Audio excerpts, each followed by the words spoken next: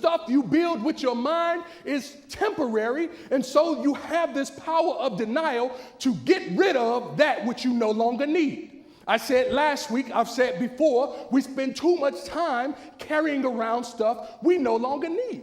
Let it go, give it a break, release it, and move on to your next experience. Stop carrying old, outworn, outdated minds, consciousness, lines of thinking that no longer serve you. If you're bigger than what you used to think, then go ahead and live in your bigness. It's all right.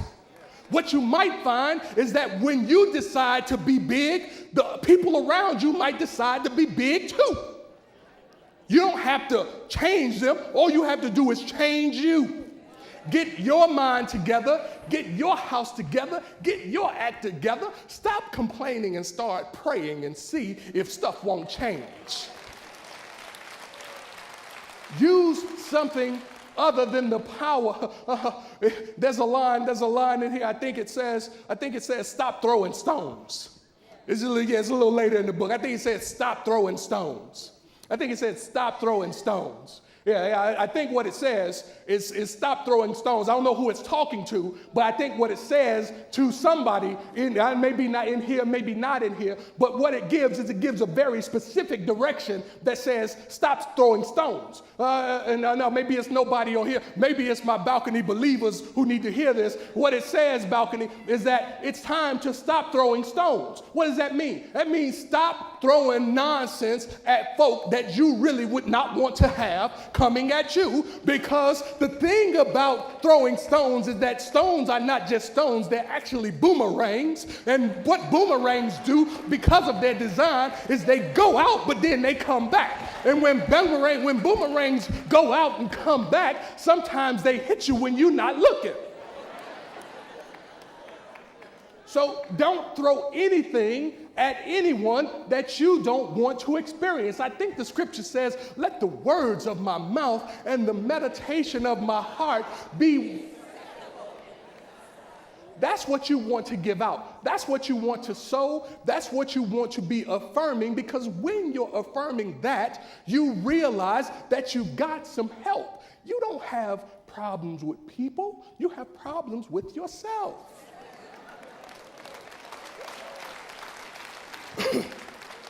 But here's the good news. The government is upon his shoulders. What we have to stop doing is taking it back. What we have to stop doing is stop living a truth that we sometimes, as we say, want to put on the shelf. Get your truth off the shelf and start living in your truth truly. See, because when you have to live in truth, a lived-in truth has got a different thing to it. A lived-in truth requires something just a little different. A lived-in truth will not let you keep doing things the way you've always done them. A lived-in truth is going to put some demands on you. Now, if you're not ready for new demands, then stop messing with the truth, because the truth is not going to let you half step. The truth is going to make you take some show-enough soul strides so that you can come into the truth of who you are and whose you are. Truth is nothing to play with. When you talk about working with something that God gives you, that is nothing to play with. That's nothing to take lightly. See? So this is the kind of thing you have to do all the way. I think James Brown said, do it to death. You have to be prepared to do it all the way.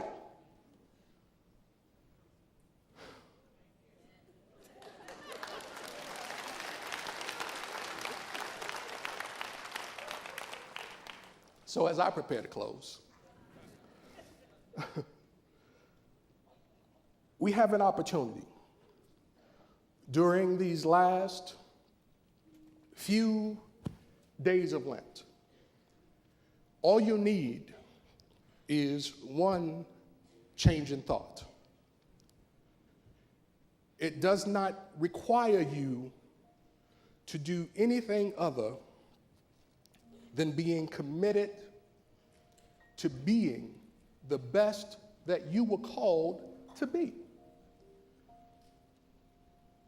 When it says that you are made in the image and after the likeness of God, while that might be fanciful literature, it's actually the truth about who you are. But being one with God is serious, serious business. But the good news is that you got help. I read it earlier where Jesus said, "Come to me, all who are weary and carrying heavy burdens." You do not have to do this on your own. There is a secret place in your soul that if you will just make the time to go there, you will find yourself being renewed. You will find yourself unable to be conformed to this world. You will find yourself being transformed by the renewing of your mind.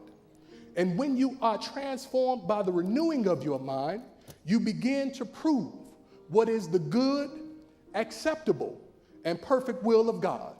You are destined to live at the highest level. That's the way you were created. And by God, I'm going to remind you of it every opportunity I get. God bless you. Thank you.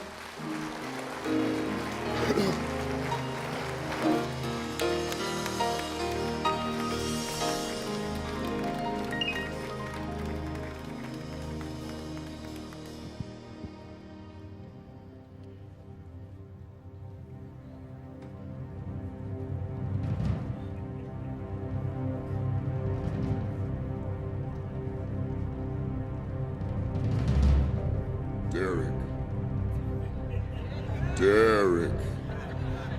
Oh, my child, Derrick. You know who this is.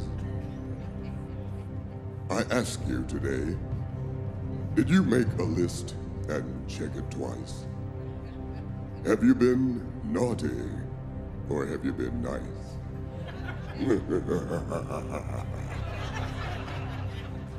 Well, since you've been nice, let's get ready to rumble!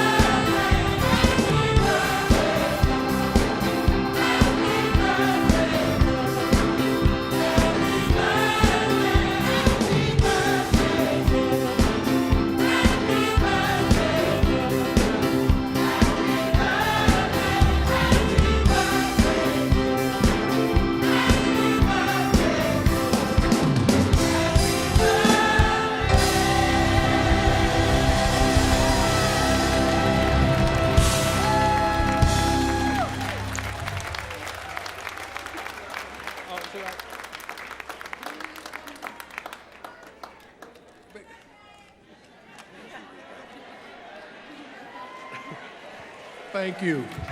Thank you. Wow. I got news for you. If I'm like this now, I don't know what I'm gonna do next week. I don't know. Man.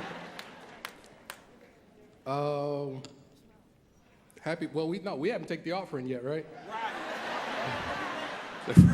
First things first. So I'll blow out the candles.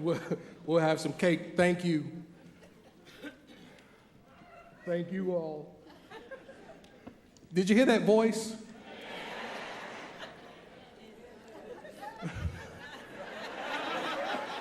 Oh, wow. Thank you. I love you all. I really do. I really, really do. Thank you.